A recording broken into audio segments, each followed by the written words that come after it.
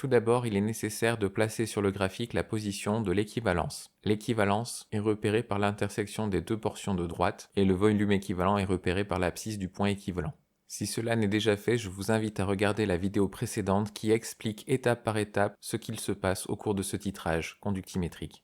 Avant l'équivalence, des ions sodium sont présents dans la solution du bécher. Comme Na+ est un ion spectateur et qu'il est ajouté avec la burette graduée, avant l'équivalence, la quantité de matière des ions sodium augmente. Pour les ions hydroxyde H-, il s'agit d'un réactif de l'équation support du titrage, donc il est consommé après chaque ajout. Par conséquent, sa quantité de matière est nulle avant l'équivalence. En ce qui concerne l'ion butanoate C3H7CO-, il s'agit d'un produit formé au cours de la réaction support du titrage. On peut donc dire que sa quantité de matière augmente avant l'équivalence.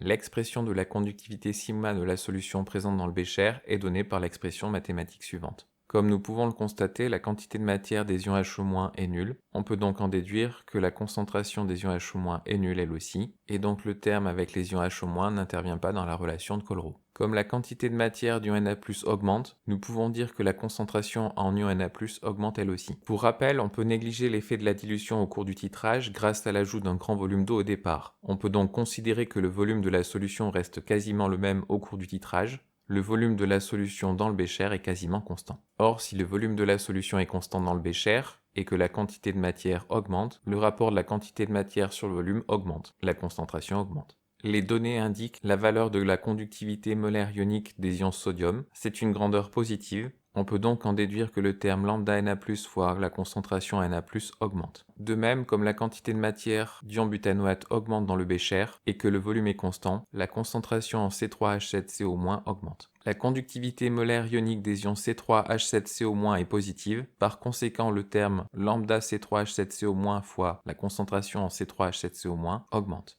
La conductivité sigma correspond à deux termes qui augmentent, la somme de ces deux termes augmente elle aussi. Et par conséquent, la conductivité de la solution dans le bécher augmente avant l'équivalence. Si le volume de solution titrante versée est inférieur au volume équivalent, on constate que la pente de la droite est positive, parce que le coefficient directeur de cette droite est positif. Lorsque le volume de solution titrante est inférieur au volume équivalent, comme la quantité de matière des ions Na+ et la quantité de matière des ions C3H7CO- augmentent, on peut donc dire que la conductivité augmente. La pente de la droite est donc positive.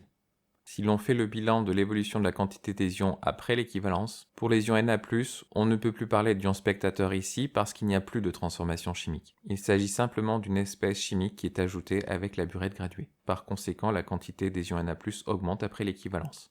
De la même manière, pour les ions hydroxydes, il s'agit d'une espèce ajoutée qui ne peut plus réagir chimiquement, puisqu'il n'y a plus de réaction chimique possible. Ainsi, la quantité d'ions H- augmente dans le bécher après l'équivalence. Concernant les ions C3H7CO-, il s'agit d'une espèce chimique qui a été produite avant l'équivalence et qui est présente à l'équivalence, mais sa quantité de matière n'évolue plus. Après l'équivalence, la quantité de matière des ions butanoate reste constante dans le bécher. De la même manière que précédemment, la conductivité du mélange réactionnel dans le bécher est donnée par la relation de Collerot suivante. On constate que la quantité de matière du Na+ augmente après l'équivalence au cours du titrage. Comme le volume est constant dans le bécher, la concentration en ion Na+ augmente. La conductivité molaire ionique des ions Na+ est positive. On peut donc en déduire que le terme lambda Na+ fois la concentration en Na+ augmente. Avec un raisonnement similaire pour la quantité de matière des ions hydroxyde H- qui augmente, le produit lambda de H- fois la concentration de H- augmente. Concernant les ions butanoate C3H7CO-, leur quantité de matière est constante après l'équivalence. Comme le volume de la solution est constant, cela signifie que le rapport de la quantité de matière sur le volume, c'est-à-dire la concentration, est constante. La valeur de la conductivité molaire ionique de cet ion est aussi une constante. Par conséquent, le terme qui correspond au produit des deux grandeurs est un terme constant. Finalement, la conductivité correspond à deux termes qui augmentent et un terme constant. Nous pouvons donc en déduire que la conductivité de la solution augmente. Graphiquement, à partir de l'équivalence, la conductivité de la solution augmente. Sur le graphique, on peut observer avant et après équivalence deux portions droites dont la pente est positive. Avant l'équivalence, le terme qui implique les ions hydroxydes est nul parce que la concentration en ions hydroxyde est nulle. Nous constatons qu'avant et après l'équivalence, le terme impliquant les ions Na+ augmente. Nous pouvons constater qu'avant et après l'équivalence, la quantité de matière des ions Na+ augmente régulièrement tout au long du titrage. Nous pouvons donc en conclure que le terme lié à Na+ n'est donc pas responsable du changement brutal de pente après l'équivalence. Il faut se rappeler ensuite que depuis le début du titrage et jusqu'à l'équivalence, la quantité des ions C3H7CO- augmente. Après l'équivalence, cette quantité n'augmente plus, cette quantité de matière reste constante puisqu'il n'y a plus aucun ion C3H7CO- produit, vu qu'il n'y a plus de transformation chimique. On peut donc en déduire que la quantité de matière d'ion C3H7CO- ne contribue pas à l'augmentation de la conductivité après l'équivalence. Avant l'équivalence, puisque leur quantité de matière est nulle, les ions hydroxydes ne contribuent pas à l'augmentation de la conductivité avant l'équivalence. Par contre, après l'équivalence, la quantité de matière d'ion hydroxyde augmente, contribuant ainsi à l'augmentation de la conductivité. Ainsi, uniquement deux termes permettent d'expliquer cette rupture de pente, ce changement de pente à l'équivalence. L'un des deux termes augmente plus que l'autre pour un même volume de solution titrante versé.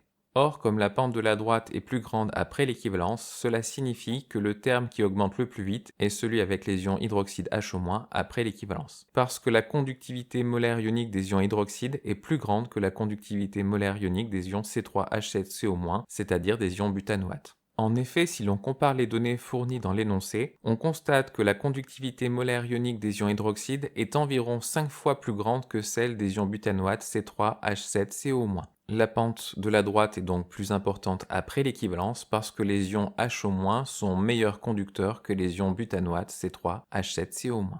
En résumé, après l'équivalence, la quantité de matière des ions sodium augmente, tout comme la quantité de matière des ions hydroxydes. Par contre, la quantité de matière des ions butanoates reste constante après l'équivalence. Comme la quantité de matière des ions sodium et la quantité de matière des ions hydroxydes augmentent, alors la conductivité sigma de la solution dans le bécher augmente. La pente de la droite après l'équivalence est donc positive. Et comme la conductivité molaire ionique des ions hydroxydes est plus grande que la conductivité molaire des ions butanoates, alors la pente de la droite après l'équivalence est plus grande que la pente de la droite avant l'équivalence.